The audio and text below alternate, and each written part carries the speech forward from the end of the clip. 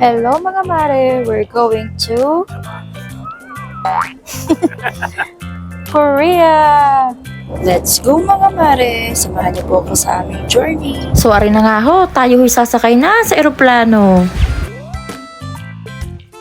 Business class, so it's a fancy for us. 41.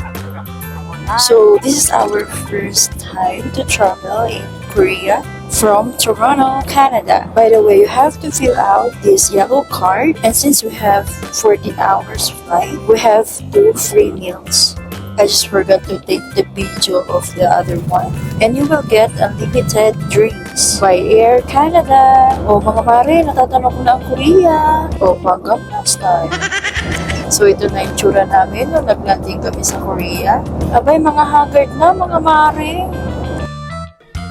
Hello mga mare, we are here now in Korea.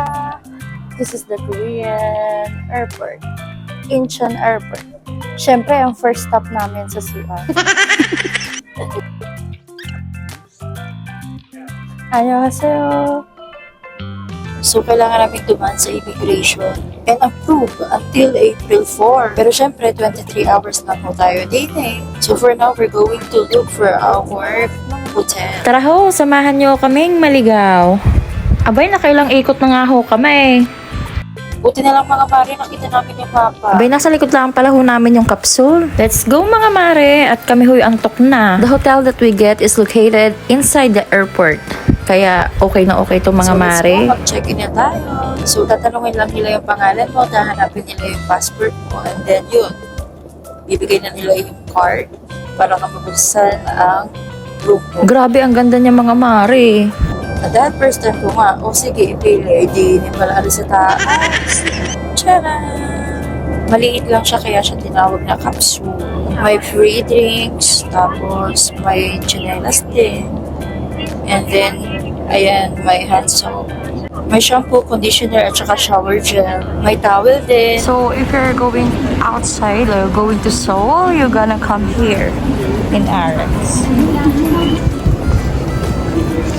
Mga mare, gutom. Kamusta? Gutom ka na? Tom, yeah.